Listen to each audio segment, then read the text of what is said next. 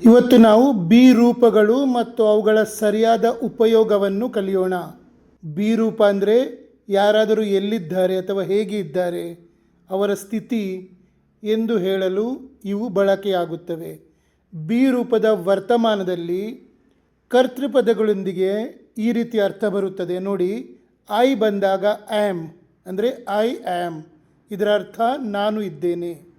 You ಬಂದಾಗ R, you are ಅಂದರೆ ನೀನು ಇದ್ದೀಯ ಅಥವಾ ನೀವು ಇದ್ದೀರಿ. ಹಿ ಬಂದಾಗ ಹಿ ಈಸ್ ಅಂದರೆ ಅವನು ಇದ್ದಾನೆ. ಶಿ ಬಂದಾಗ ಶಿ ಈಸ್ ಅಂದರೆ ಅವಳು ಇದ್ದಾಳೆ. ಇಟ್ ಬಂದಾಗ ಇಟ್ ಈಸ್ ಅಂದರೆ ಅದು ಇದೆ. ವಿ ಬಂದಾಗ ವಿ ಆರ್ ಅಂದರೆ ನಾವು ಇದ್ದೇವೆ. ದೇ ಬಂದಾಗ ದೇ ಆರ್ ಅವರು ಇದ್ದಾರೆ. ಈಗ ಏಕವಚನ, ಯಾವುದೇ ಏಕವಚನ ಹೆಸರು ಬಂದಾಗ ಸಹ ಹೆಸರಿನೊಂದಿಗೆ ಈಸ್ ಬರ್ತದೆ. Ramesh is, Satish is, Ganesh is, Geeta is, ಆ ಥರ. ಒಂದಕ್ಕಿಂತ ಜಾಸ್ತಿ ಹೆಸರುಗಳು ಒಟ್ಟಿಗೆ ಬಂದಾಗ ಆಗ ಆರ್ ಬರ್ತದೆ. ಈಗ ನಾವು ಇದನ್ನು ಉದಾಹರಣೆಗಳ ಮೂಲಕ ಕಲಿಯೋಣ. ಮೊದಲನೇದಾಗಿ ಬಿ ರೂಪವನ್ನು ನಾವು ವೃತ್ತಿ ಅಥವಾ ಕೆಲಸ ತಿಳಿಸುವಾಗ ಉಪಯೋಗಿಸುತ್ತೇವೆ. ವೃತ್ತಿ ಅಥವಾ ಕೆಲಸ, ಪ್ರೊಫೆಷನ್. ನಮ್ಮ ಅಥವಾ ಇತರರ ಕೆಲಸ ಏನೆಂದು ಹೇಳುವಾಗ ಬಿ ರೂಪಗಳನ್ನು ಬಳಸುತ್ತೇವೆ. ಉದಾಹರಣೆಗೆ, ಐ ಆಮ್ ಅ ಡಾಕ್ಟರ್, ನಾನು ವೈದ್ಯನಾಗಿದ್ದೇನೆ. ಯು ಆರ್ ಅ ಟೀಚರ್, ನೀವು ಶಿಕ್ಷಕರಾಗಿದ್ದೀರಿ. ಹಿ ಈಸ್ ಅ ಫಾರ್ಮರ್, ಅವನು ರೈತನಾಗಿದ್ದಾನೆ. ಇದರ ಉಚ್ಚಾರ ಫಾರ್ಮರ್ ಅಲ್ಲ, ಹೆಚ್ಚಿನವರು ಫಾರ್ಮರ್ ಅಂತಾರೆ. ಫಾರ್ಮರ್ ಅನ್ಬೇಡಿ, ಇದು farmer, farmer. She is a nurse, ಅವಳು ದಾದಿಯಾಗಿದ್ದಾಳೆ. ಇಟ್ ಈಸ್ ಅ ಡಾಗ್, ಅದು ನಾಯಿ. ವಿ ಆರ್ ಸ್ಟೂಡೆಂಟ್ಸ್, ನಾವು ವಿದ್ಯಾರ್ಥಿಗಳಾಗಿದ್ದೇವೆ. ದೇ ಆರ್ ಇಂಜಿನಿಯರ್ಸ್, ಅವರು ಇಂಜಿನಿಯರ್ಗಳಾಗಿದ್ದಾರೆ.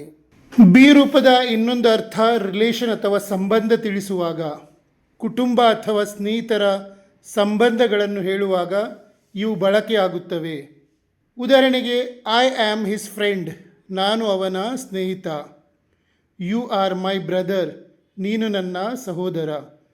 ಹಿ ಈಸ್ ಮೈ ಫಾದರ್, ಅವನು ನನ್ನ ತಂದೆ ಅಥವಾ ಅವರು ನನ್ನ ತಂದೆ. ಅವರಂದರೆ ಇಲ್ಲಿ ಬಹುವಚನ ಅಂತ ತಿಳ್ಕೊಬೇಡಿ, ಇದು ರಿಸ್ಪೆಕ್ಟ್ ಆಗಿ ಹೇಳುವಾಗ ನಾವು ಹೇಳ್ತೇವೆ. ಶಿ ಈಸ್ ಹರ್ ಮದರ್, ಅವಳು ಅವಳ ತಾಯಿ. ಇಟ್ ಈಸ್ ಅವರ್ ಪಪ್ಪಿ, ಅದು ನಮ್ಮ ನಾಯಿ ಮರಿ. ವಿ ಆರ್ ಕಸಿನ್ಸ್, ನಾವು ಸೋದರ ಸಂಬಂಧಿಗಳು. ದೇ ಆರ್ ಮೈ ರಿಲೇಟಿವ್ಸ್, ಅವರು ನನ್ನ ಸಂಬಂಧಿಕರು. ಮೂರನೇದಾಗಿ ಸ್ಥಳ ಅಂದರೆ ಲೊಕೇಶನ್ ತಿಳಿಸುವಾಗ, ಯಾರಾದರೂ ಅಥವಾ ಯಾವುದಾದರೂ ವಸ್ತು ಎಲ್ಲಿದೆ ಎಂದು ಹೇಳುವಾಗ ಇವು ಮುಖ್ಯವಾಗಿ ಬಳಕೆಯಾಗುತ್ತವೆ. ಉದಾಹರಣೆಗೆ, ಐ ಆಮ್ ಎಟ್ ಹೋಮ್, ನಾನು ಮನೆಯಲ್ಲಿದ್ದೇನೆ. You are in the office, ನೀವು ಕಚೇರಿಯಲ್ಲಿದ್ದೀರಿ. ಹಿ ಈಸ್ ಆಟ್ ಸ್ಕೂಲ್, ಅವನು ಶಾಲೆಯಲ್ಲಿದ್ದಾನೆ. She is in the kitchen, ಅವಳು ಅಡುಗೆ ಮನೆಯಲ್ಲಿದ್ದಾಳೆ.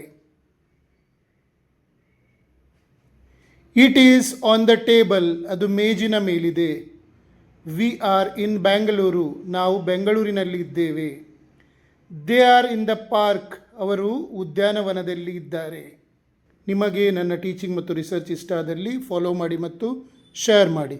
ನಿಮಗೆ 3 ತಿಂಗಳಲ್ಲಿ ಇಂಗ್ಲೀಷ್ ಮಾತಾಡಲಿಕ್ಕೆ ಕಲಿಬೇಕು. ಇಂಗ್ಲೀಷ್ ಮಾತನಾಡುವಾಗಿರುವ ಭಯ ಅಂಜಿಕೆ ಹೋಗಿ ಧೈರ್ಯದಿಂದ ಮಾತಾಡಬೇಕು, ಕಾನ್ಫಿಡೆನ್ಸ್ ಬೇಕು. ನೀವು ರಚಿಸಿದ ವಾಕ್ಯ ಸರಿಯೋ ತಪ್ಪು ಅಂತ ನಿಮಗೆ ಗೊತ್ತಾಗಬೇಕು. ಹಾಗಾದರೆ ಏನು ಮಾಡಬೇಕು? ನನ್ನ ನಂಬರಿಗೆ ವಾಟ್ಸಪ್ ಮಾಡಿ. ನಾನು ನಿಮಗಾಗಿಯೇ ಒಂದು ಕೋರ್ಸ್ ರಚಿಸಿದ್ದೇನೆ. ಆ 3 ತಿಂಗಳ ಕೋರ್ಸ್ ಮಾಡಿದರೆ ನಿಮಗೆ ಖಂಡಿತವಾಗಿ ಇಂಗ್ಲೀಷ್ ಮಾತಾಡಲಿಕ್ಕೆ ಬರ್ತದೆ. ಇಂಗ್ಲೀಷ್ನಲ್ಲಿರುವ ಭಯ ಅಂಜಿಕೆ ಹೋಗಿ ನೀವು ಕಾನ್ಫಿಡೆನ್ಸ್ ಸ್ಪೀಕರ್ ಆಗ್ತೀರಿ. ಹಿಂದೆ ನನಗೆ ಕಾಂಟ್ಯಾಕ್ಟ್ ಮಾಡಿ.